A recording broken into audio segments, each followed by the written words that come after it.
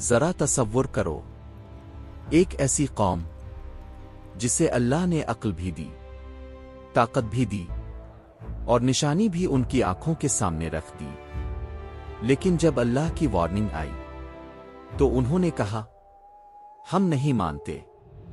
سوال یہ ہے، جب اللہ کی نشانی کو بھی جھٹلا دیا جائے تو پھر انجام کیا ہوتا ہے؟ یہ کہانی ہے قوم سمود کی، ایک ایسی قوم جو پہاڑوں کو کاٹ کر اپنے گھر بناتی تھی۔ یہ کہانی ہے اللہ کی ایک واضح نشانی کی اور اس وارننگ کی جسے نظر انداز کر دیا گیا۔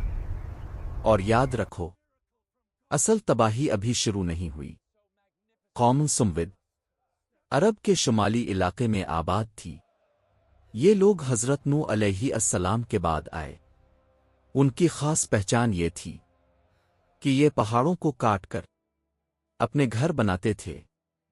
قرآن ہمیں بتاتا ہے کہ یہ لوگ مضبوط تھے، ذہین تھے، فن تعمیر میں ماہر تھے۔ ان کے شہر پہاڑوں کے درمیان بسے ہوئے تھے۔ چٹانیں ان کے لیے دیواروں کی طرح تھیں۔ انہیں لگتا تھا کہ ہم محفوظ ہیں، ہم تک کوئی نہیں پہنچ سکتا۔ اور یہی احساس آہستہ آہستہ غرور میں بدلنے لگا۔ اللہ نے قوم سمود کو ہر وہ نعمت دی جس کا وہ تصور بھی نہیں کر سکتے تھے۔ سرسبز وادیاں، صاف پانی، مضبوط جسم اور محفوظ گھر، لیکن وقت کے ساتھ انہوں نے ان نعمتوں کو اپنی عقل اور طاقت کا نتیجہ سمجھ لیا۔ وہ بھول گئے کہ یہ سب اللہ کی عطا ہے۔ جب انسان اللہ کی نعمتوں کو اپنا کمال سمجھنے لگے تو یہی سے آزمائش شروع ہوتی ہے۔ اللہ نے قوم سمود کی طرف اپنے نبی بھیجے، حضرت صالح علیہ السلام۔ حضرت صالح علیہ السلام اسی قوم میں سے تھے۔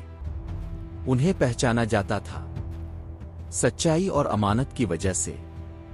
انہوں نے قوم سے فرمایا، اللہ کی عبادت کرو، اس کے سوا کوئی معبود نہیں، زمین میں فساد نہ پھیلاؤ۔ یہ الفاظ سخت نہیں تھے، لیکن سچ تھے، اور سچ ہر متکبر انسان کو چبھتا ہے۔ شروع میں قوم نے بات سنی، لیکن پھر سوال اٹھے، کیا ہم اپنے آباء و اجداد کا دین چھوڑ دیں؟ کیا ایک انسان ہمارا رہنما بنے گا؟ آہستہ آہستہ ان کے دلوں میں انکار پیدا ہونے لگا۔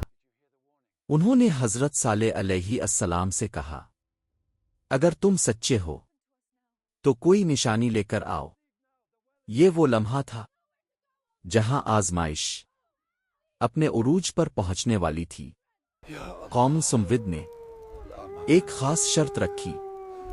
انہوں نے کہا، اگر واقعی تم اللہ کے نبی ہو تو اس چٹان سے ایک زندہ اونٹنی نکال کر دکھاؤ۔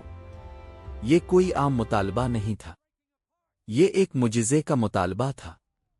حضرت صالح علیہ السلام نے فرمایا، اگر اللہ یہ نشانی دکھا دے تو تم ایمان لے آؤ گے؟ قوم نے وعدہ کیا، اور یہی وہ لمحہ تھا جب اللہ کی نشانی ان کی آنکھوں کے سامنے آنے والی تھی۔ اللہ کے حکم سے چٹان میں حرکت ہوئی، لوگ پیچھے ہٹ گئے، سانس رک گئی، اور پھر ایک زندہ اونٹنی پہاڑ سے باہر نکلی۔ یہ عام اونٹنی نہیں تھی، یہ اللہ کی نشانی تھی۔ حضرت صالح علیہ السلام نے فرمایا، یہ اونٹنی اللہ کی امانت ہے، اسے نقصان نہ پہنچانا، پانی میں اس کا حق ہے۔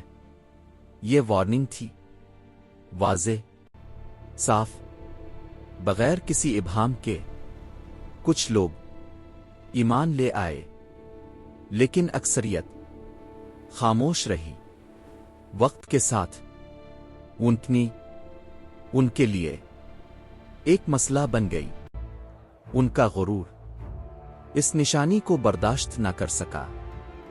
दिलों में एक बात गर्दिश करने लगी, अगर हमने इस निशानी को मान लिया तो हमें झुकना पड़ेगा, और झुकना मुतकब्बिर इंसान को सबसे ज्यादा मुश्किल लगता है। कौम सुमविद के सामने अल्लाह की निशानी मौजूद थी, वार्निंग भी थी और मोहलत भी, लेकिन दिलों में एक फैसला पक रहा था। वो फैसला जो उन्हें तबाही के दहाने पर ले जाने वाला था। लेकिन असल सवाल यह है, जब अल्लाह की निशानी को जानबूझ कर जाना जाए तो फिर अजाब कब आता है? कौम सुमविद के दिलों में एक खामोश फैसला पकता रहा। जाहिर में वो खामोश थे, लेकिन अंदर नफरत, हसद और इनकार की आग जल रही थी। वो ऊंटनी उन्हें हर दिन एक सच याद दिलाती थी, और सच उनके गुरूर को बर्दाश्त नहीं था। वो कहते थे, ये एक जानवर हमारे पानी पर हक क्यों रखता है? हमने पहाड़ काटे, शहर बनाए, और अब एक ऊंटनी हम पर हुक्म चला रही है। ये सोच उन्हें अंधा कर रही थी। हालांकि हजरत सालेह अलैहि अस्सलाम हर रोज उन्हें याद दिलाते, ये अल्लाह की निशानी है, इसे नुकसान न पहुंचाना, इसके करीब भी न जाना। लेकिन गुरूर नसीहत नहीं सुनता। कौम सुमविद के सरदार आपस में इकट्ठे हुए। ये वो लोग थे जिनकी बात कौम मानती थी। उन्होंने कहा, अगर ये ऊंटनी रही तो साले की बात सच साबित हो जाएगी, और अगर साले सच्चा साबित हुआ तो हमारी सरदारी खत्म हो जाएगी। यहां मसला दीन का नहीं था, मसला इक्तिदार का था, और जब इक्तिदार खतरे में हो तो इंसान अल्लाह तक का इनकार कर देता है। कुरान बताता है कि कौम सुमविद में एक शख्स था जो सबसे ज्यादा बदबख्त था। दिल में खौफ नहीं, आंखों में शर्म नहीं, और अल्लाह की वार्निंग का कोई असर नहीं। सरदारों ने इसी को आगे किया। उन्होंने कहा, जाकर इस ऊंटनी को खत्म कर दो।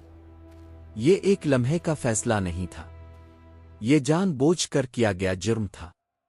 वो शख्स आगे बढ़ा। ऊंटनी खामोश थी। इसे अंदाजा नहीं था कि इंसान इतना गिर सकता है। एक वार और फिर दूसरा। अल्लाह की निशानी जमीन पर गिर गई, और इसी लम्हे जमीन व आसमान के दरमियान एक फैसला हो चुका था। ये सिर्फ एक जानवर का कत्ल नहीं था, ये अल्लाह की वार्निंग को कत्ल करना था। जब हजरत सालेह अलैहि अस्सलाम को ये खबर मिली तो उनके अल्फाज बदल गए। अब नरमी नहीं थी, अब वार्निंग आखिरी थी। उन्होंने फरमाया, अब तुम अपने घरों में सिर्फ 3 दिन रहो, इसके बाद अल्लाह का अजाब आएगा।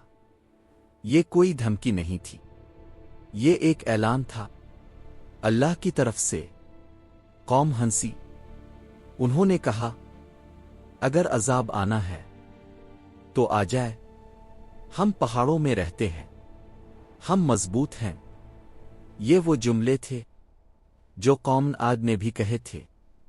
तारीख खुद को दोहरा रही थी, लेकिन इंसान सीखने को तैयार नहीं था। पहला दिन आया, लोगों के चेहरे पीला पड़ गए।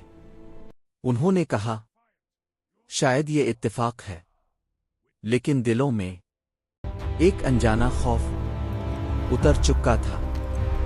दूसरा दिन आया, चेहरे सुर्ख हो गए, सांस भारी हो गई।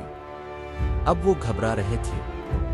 انہوں نے کہا سالے سے معافی مانگ لی، لیکن غرور اب بھی زندہ تھا۔ تیسرا دن آیا، چہرے سیاہ پڑ گئے۔ یہ وہ لمحہ تھا جہاں کوئی شک باقی نہیں رہا، لیکن اب دیر ہو چکی تھی۔ اللہ کی مہلت ختم ہو چکی تھی۔ پھر ایک زبردست چیخ، ایسی آواز جو دل چیر دے، زمین لرز، پہاڑ کانپے، وہی پہاڑ جن پر انہیں ناز تھا۔ ایک لمحے میں سب کچھ ختم ہو گیا۔ قرآن کہتا ہے وہ اپنے گھروں میں اوندھے پڑے رہ گئے، نہ کوئی بچا، نہ کوئی پناہ ملی۔ وہ وادیاں جو کبھی آباد تھیں خاموش ہو گئیں، پہاڑ گواہ بن گئے۔ یہ گواہی کہ اللہ کی وارننگ کبھی خالی نہیں جاتی۔ یہ کہانی صرف قوم سمود کی نہیں، یہ ہر اس انسان کی کہانی ہے جو اللہ کی بات سن کر کہے بعد میں دیکھیں گے۔ جب اللہ واضح نشانی دے اور انسان پھر بھی انکار کرے تو عذاب خاموشی سے نہیں آتا، اچانک آتا ہے۔ اگر آج اللہ ہمیں مہلت دے رہا ہے تو کیا ہم بھی قوم سمود کی طرح اسے نظر انداز کر رہے ہیں؟ اپنا جواب دل سے لکھیں۔